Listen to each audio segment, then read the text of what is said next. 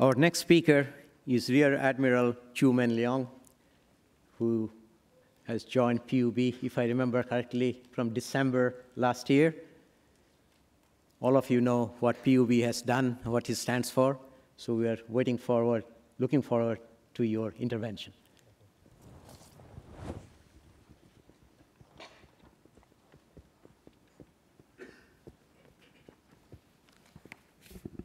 Good morning. Thank you very much, and really glad to have this opportunity to share our thoughts on the future of water.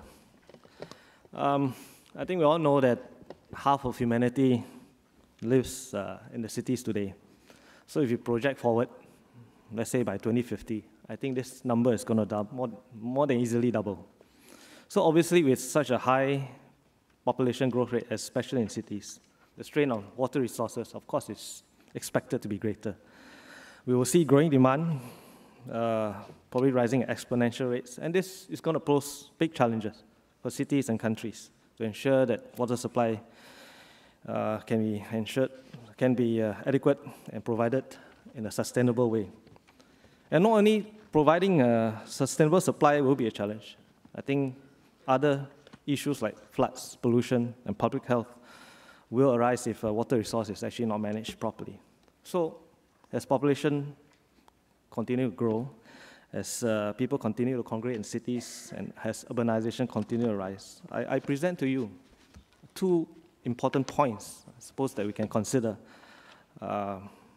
in thinking about what we should do for the future so that the world can have adequate quantity and quality of water.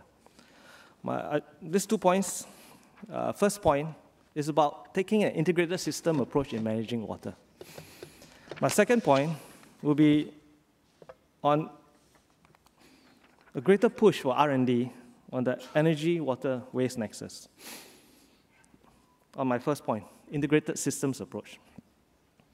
What I would like to propose for us to think about is not to think of the different components of water management, providing potable water, managing wastewater, and stormwater management has different components and separate components, but to think of all these components together as a complete integrated whole, has a complete integrated water loop.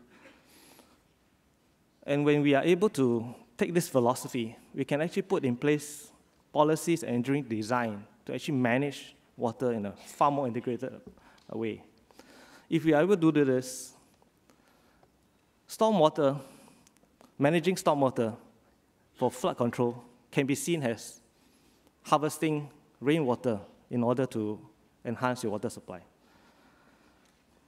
When you manage utility drains and canals for stormwater management to control floods, you can also see it as a means in which you can create recreational spaces for the larger public, for them to enjoy, for them to be able to come closer to water and appreciate the value of water.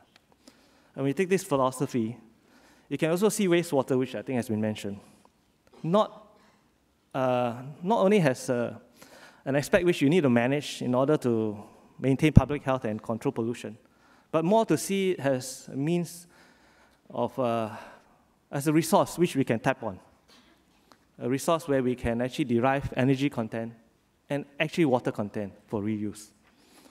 And when we take this philosophy of integrated loop, we not only, when we manage wastewater,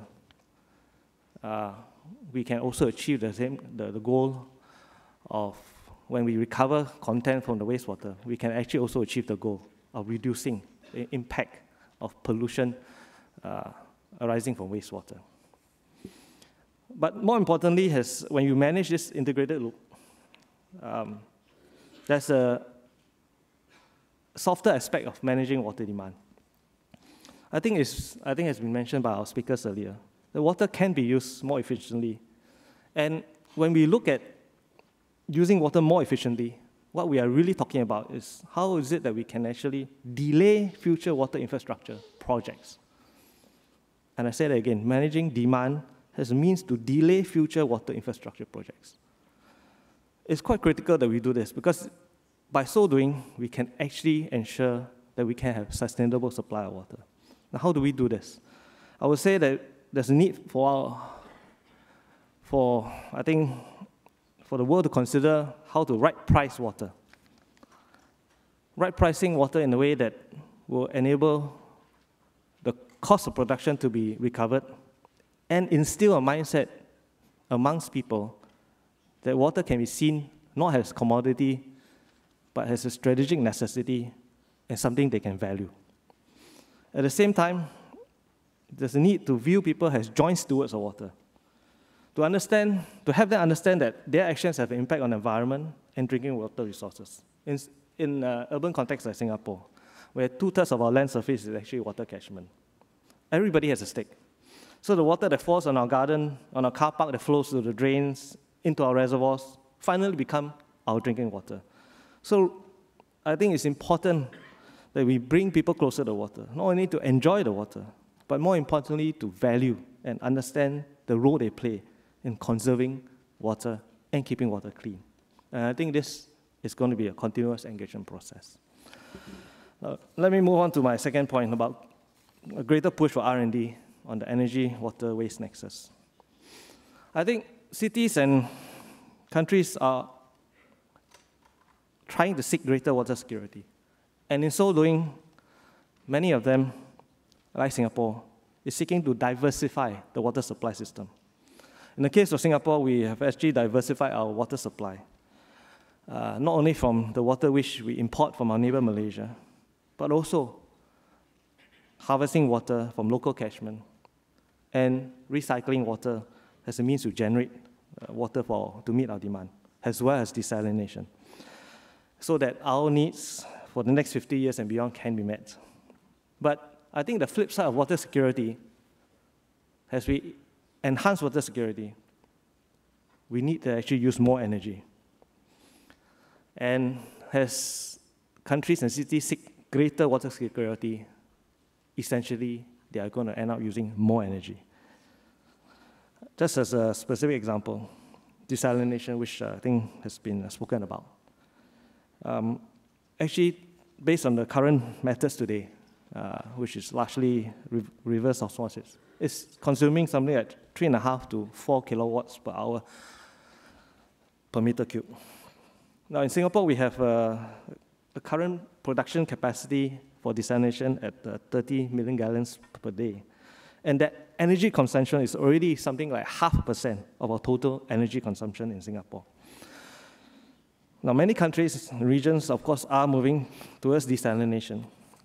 And it's quite critical that improvements in technology to lower energy consumption, and that will have a significant impact across the world. Now, energy reduction in desalination requires technique that allows water passage through membrane with minimum resistance. And I'll present to you actually the theoretical energy barrier today. The theoretical energy barrier today to overcome for desalination is actually 0.8 kilowatts hour per meter cube.